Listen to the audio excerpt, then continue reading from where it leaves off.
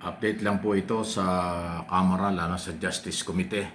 Sabi po ni Congressman Jinky Luistro, na siyang chairman ng Justice Committee, sa Monday, May 4, magre-resume muli ang komite. Pero hindi na hearing yan. Ang tawag dyan parang, sabihin natin siguro, formalidad na lang. Aayusin na nila, gagawin na nila ang committee report. Diyan sa committee report na yan, yan po ang magiging laman ng committee report ay yung desisyon matapos yung butuhan 53-0 na merong silang nakitang probable cause. So gagawin na po yung report na meron silang probable cause na nakikita. Subject for approval na po yan sa plenary. At pag na-approvean po yung recommendation na yan na merong probable cause ng 1/3 vote ng mga congressman, automatic yan itatransfer sa Senado ang article of impeachment. Kaya iilang araw na lang po. At yan ay matatapos sa ating Kongreso. At pagdating sa Senado, ibang level na yan, ibang usapan na. So yun na yung mangyayari sa sa Monday, May 4. Wala nang resource person, wala nang iba pang mga talakayan kung ano, dahil tapos na nga yung butuhan, finally gagawin nila ang kanilang recommendation na merong probable cause, merong basihan para dalhin sa Senado, para sa ilalim sa trial si Sara Duterte, ang Vice President, sa tinatawag na paglabag, betrayal of public trust, paglabag sa batas, kawalan ng tiwala ng taong bayan sa paggastos niya ng pera at kanyang posisyon sa kanya mismo bilang pangalawang Pangulo. Mabigat yan. Na-determina, nakita, may probable cause na ang taong bayan ay merong basihan sa sinasabing wala silang tiwala kay Sara Duterte as Vice President dahil sa paggamit ng pera na hindi tama at posisyong nagamit na hindi rin tama. Yan po ang ibig sabihin ng betrayal, kawalan ng tiwala. Public office is a public trust. Mahalaga po yan sa ilalim ng ating saligang batas. Pag nawala yung public trust sa opisina ng gobyerno, yan ay kasalanan ng nakaupo doon sa gobyerno, particular yung opisina ng Vice President. Mabigat po yung issue yan. At dahil dyan, yan ang probable cause na nakita, na justify, na patunayan sa before Committee on Justice. Kaya nung magbutuhan 53-0, ito pa yung bago na sinabi na ho ni Congressman Luistro. Marami palang congressman na member ng Justice Committee ang nakiusap kung pwede raw sumali sila sa butuhan online kasi siguro nasa abroad o nasa probinsya or basta wala sa hearing noong araw na yun.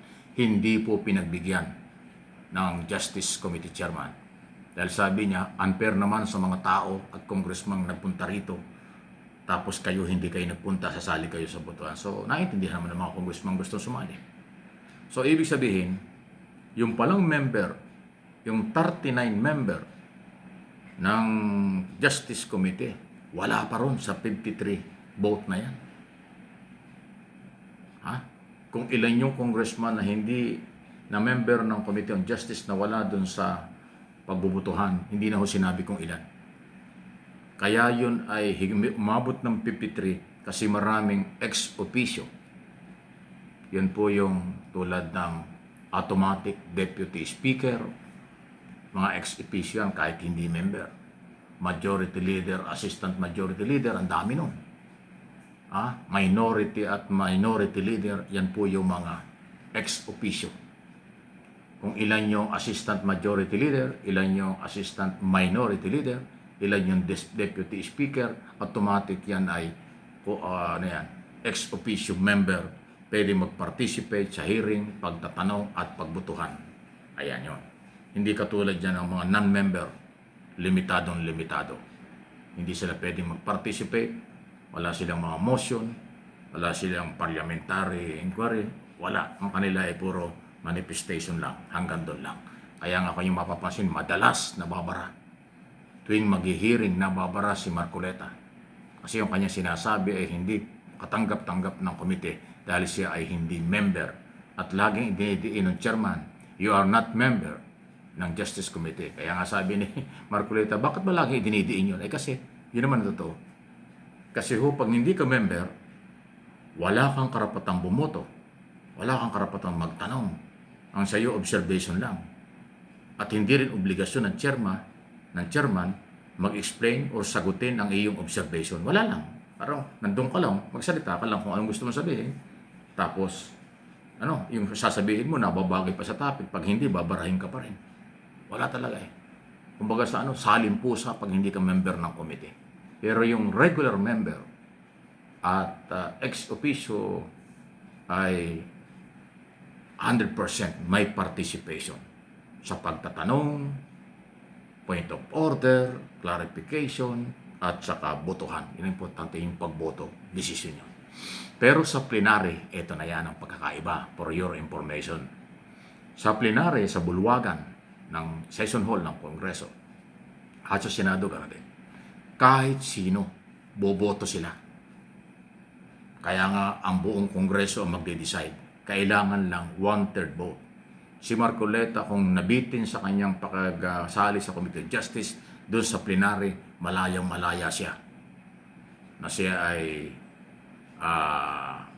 magdesisyon doon, kung pabor o hindi. Kung magkakaroon pa ng desisyon na bago ka bumoto, ay mag-explain ka muna ng vote, okay lang.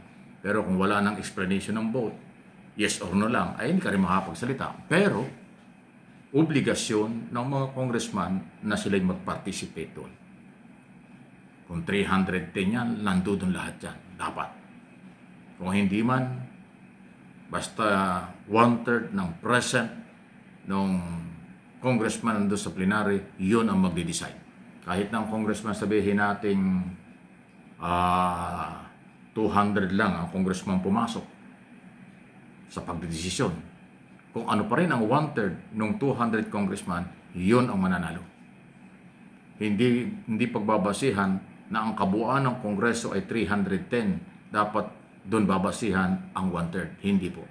Yung present sa plenaryo, yung bumoto sa yes or no, sa impeach Sara, yon ang pagbabasihan. Hindi pwede ang pala-absent. Kaya yung mga congressman laging nasa abroad, laging kung saan nagpupunta at wala sa session hall, walang pakinabang sa inyo kapag oras ng botohan.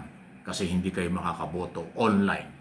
Napaka-unfair nun sa mga nagbiyahe, nag-travel, papunta sa Kongreso, tapos papayagan lang yung online. Anong klase? Tamad na congressman ang gumagawa ng gano'n. Ayan po yung totoo, observation, opinion na aking sinasabi, base sa mga nangyari. May pinanguhugutan. Please like and share, subscribe and follow.